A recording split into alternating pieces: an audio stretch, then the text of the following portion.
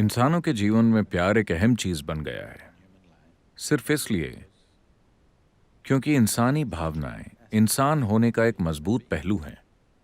इंसानों के जीवन में भावना एक बहुत शक्तिशाली चीज है, यहां तक कि इस युग और समय में भी। हालांकि लोग सोचते हैं कि वो बहुत बौद्धिक हैं, लेकिन आज भी उनकी भावनाएं ही सबसे शक्तिशाली पहलू हैं, है कि नहीं? ये उनके जीवन का सबसे प्रबल पहलू है। वो दावा करते हैं कि वो बौद्धिक हैं, पर उनकी बुद्धि कभी भी इतनी प्रबल नहीं होती, लेकिन उनकी भावनाएं प्रबल होती हैं। हो सकता है कि वो प्यार या करुणा ना हो, लेकिन वो गुस्सा या चिड़चिड़ापन हो सकता है। ये सब भावनाएं हैं। तो भावना इंसान होने का एक बहुत ही महत्वपूर्ण पहलू है। अब हम सिर्फ इस बारे में बात कर रहे हैं कि आप अपने अंदर किस तरह की भावना चाहते हैं। क्या आपके पास दिमाग है? आपके पास दिमाग है? है। आप क्या चाहते हैं, वो तेज हो या सुस्त? तेज। क्यों? ये ऐसे ही काम करता है ना? इसी तरह अगर आपके पास भावनाएं हैं, आप मीठी भावनाएं रखना चाहेंगे या कड़वी भावनाएं? मीठी भावनाएं ये ऐसे बेहतर काम करती है ना? तो प्यार का बस यही मतलब है, आपने अपनी भावनाओं में मिठास भर दी है। अब मैं बिना भावनाओं के प्यार करना चाहता हूं। ये बहुत ही यूरोपियन आइडिया है।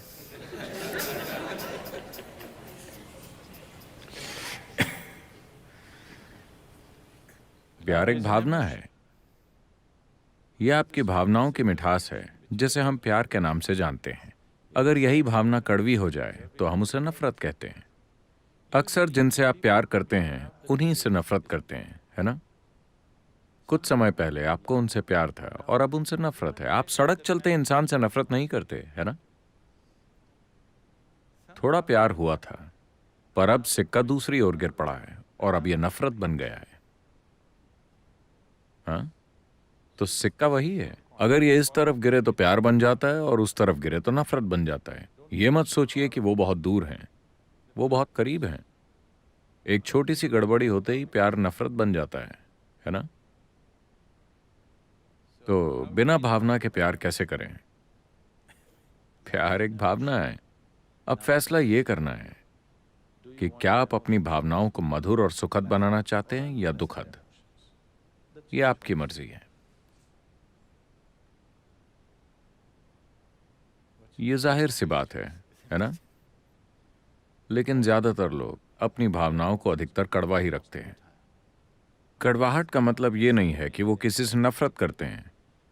वो खींच में हैं, वो अशांत हैं, वो किसी तरह के डर भी एक भावना है, घबराहट एक भावना है, किसी न किसी तरह का बुरा अनुभव। अगर आप अपनी भावनाओं को बहुत सुखद बना लें तो जीवन भी बहुत सुखद होगा।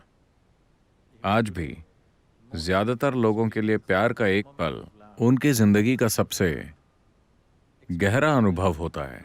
ये नहीं है, पर वो इसे ऐसे ही अनुभव करते हैं क्योंकि सबसे प्रबल भावना यही है जिसे उन्होंने छुआ है।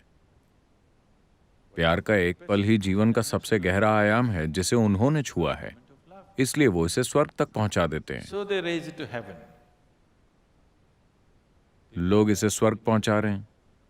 लोग डिवाइन लव के बारे में बातें कर रहे हैं। आप नहीं जानते कि भगवान प्यार करते हैं या नहीं। इंसान प्यार कर सकते हैं अगर वो चाहें तो। कुत्ता प्यार कर सकता है। जब इंसान फेल हो जाए तो आप एक कुत्ता ले आते हैं।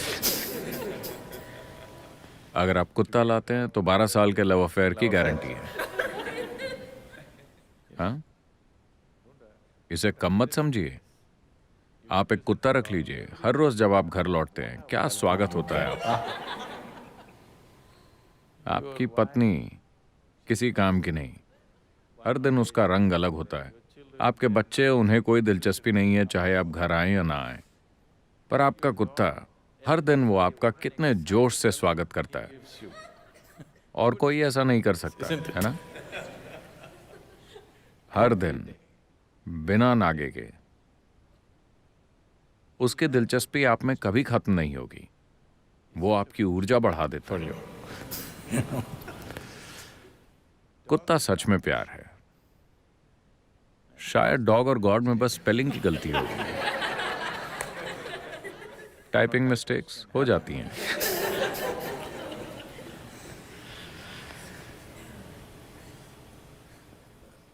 अब अगर आपने खुद को इस तरह बना लिया है कि आपके आसपास का कोई भी व्यक्ति आपको प्यार नहीं कर सकता, तो आपके पास एक ही सहारा बचता है। कोई वहां से आपसे लॉन्ग डिस्टेंस प्यार करे। यह जीने का दुर्भाग्यपूर्ण तरीका है। भगवान आपसे प्यार करते हैं, यह जीने का सबसे दुर्भाग्यपूर्ण तरीका है। यानी कि आपने खुद को ऐसा बना लिया है कि कोई भी आपको देखना तक नहीं चाहता। अगर लोग खुद को आपसे प्यार करने से ना रोक पाएं, तो यह होने का एक अच्छा तरीका है ना? शायद आप महान ना हो, कम से कम शायद आप क्यूट हैं। हाँ? Yes. तो योग में हम किसी भी चीज को प्यार, नफरत, खुशी और दुख के रूप में नहीं देखते। हम बस इसे इस तरह से देखते हैं। क्या आप अपने भीतर अच्छे अनुभव चाहते हैं या बुरे? अगर आप शरीर में अच्छा महसूस कर रहे हैं तो हम इसे सेहत कहते हैं। अगर आप बहुत अच्छा महसूस करें तो हम इसे सुख कहते हैं। अगर आपका मन सुखद हो जाए तो हम इसे शांति कहते हैं। अगर ये बहुत सुखद हो जाए तो हम इसे खुशी कहते हैं। अगर भावनाएं मधुर हो जाएं तो हम इसे प्यार कहते हैं। अगर ये बहुत मधुर हो जाएं तो हम इसे करुणा कहते हैं। अगर जीवन ऊर्जाएं सुखद हो जाती हैं तो हम इसे आनंद कहते हैं। अगर ये बहुत सुखद हो जाएं तो हम इसे परमानंद कहते हैं। अगर आसपास का माहौल सुखद हो जाए तो हम इसे सफलता कहते हैं। तो आप जो दूसरे नाम देते हैं वो सिर्फ कंफ्यूज ही करते हैं। क्या मुझे प्यार करना चाहिए? इसकी कोई जरूरत नहीं है। बस अपने शरीर को, मन को, भावनाओं को और ऊर्जाओं को सुखद रखें।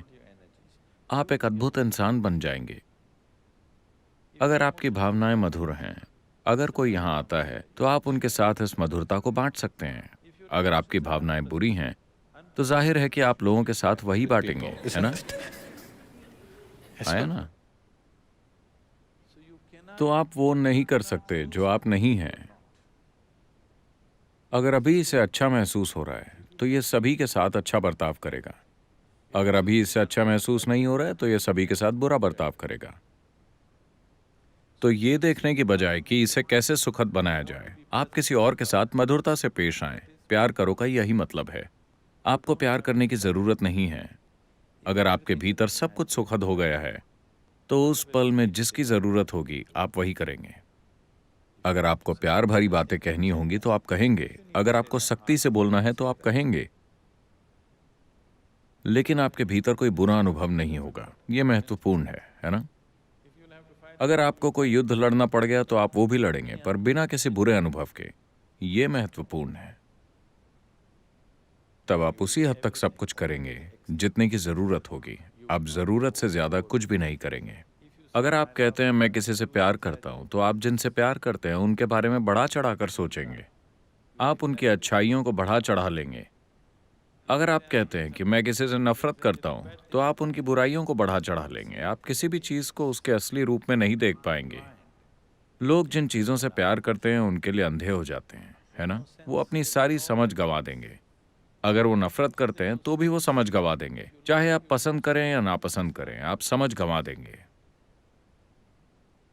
संभाव में होने पर ही जीवन का दरवाजा खुलता है, यानी आप हर चीज को उसके असली रूप में देख रहे हैं। अब आप किसी के साथ मधुरता से पेश आते हैं, इसलिए नहीं कि वो अच्छा है। आप किसी के साथ मधुरता से पेश आते हैं क्योंकि आप मधुर हैं। यहां ज्यादा गारंटी है। इस लव अफेयर में ज्यादा गारंटी है ना? आप किसी के साथ मधुर हैं क्योंकि आप मधुर हैं।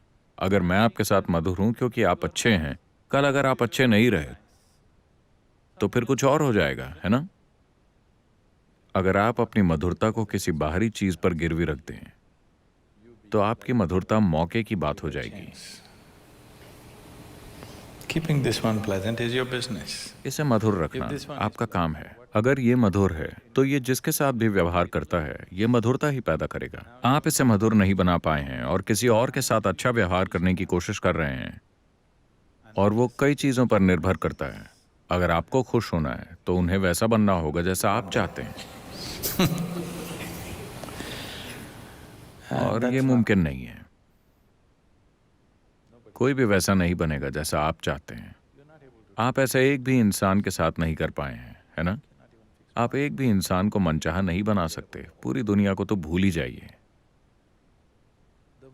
आप इसकी जितनी ज्यादा कोशिश करेंगे उतनी ही कड़वाहट और पीड़ा बढ़ेगी। यही वजह है कि जिन रिश्तों को सबसे ज्यादा गहरा माना जाता है वहीं सबसे ज्यादा दुख मिलता है। ऐसा इसलिए होता है क्योंकि आप वो करने की कोशिश कर रहे हैं जो आप नहीं हैं। आप प्यार करने की कोशिश कर रहे हैं जबकि आपके अंदर कड़वाहट है। जब आपके अंदर कड़वाहट हो, आप प्यार करने की कोशिश करके देखिए, यह आपको बर्बाद कर देगा, है ना? आप ये सब ट्राई कर चुके हैं, है ना? यह हानिकारक है। जब आप अच्छा महसूस कर रहे हो, ये बिल्कुल सहज होता है। तो आपको बस इस पर गौर करना है कि आपका खुश होना या ना होना बाहरी चीजों पर निर्भर क्यों है। अगर मेरे आसपास कोई खुश नहीं है तो मैं खुश कैसे हो सकता हूं? खासकर अगर आपके आसपास के सभी लोग दुखी हैं तो ये और भी ज्यादा महत्वपूर्ण है कि आप खुश रहें, है ना? अगर आपके आसपास के सभी लोग बेतरतीब हैं, क्या यह जरूरी नहीं कि आप खुश रहें? अगर आसपास के सभी लोग बीमार हैं तो क्या यह महत्वपूर्ण नहीं है कि आप स्वस्थ रहें? अगर आप उनकी देखभाल करना चाहते हैं तो भी क्या इस बात का कोई तुक बनता है कि सब बीमार हैं तो मैं भी बीमार पड़ जाता हूं? इसके पीछे क्या तुक है? तो अगर आपके आसपास के लोग खुश नहीं हैं तो ये और भी ज्यादा महत्वपूर्ण हो जाता है कि आप खुश हों।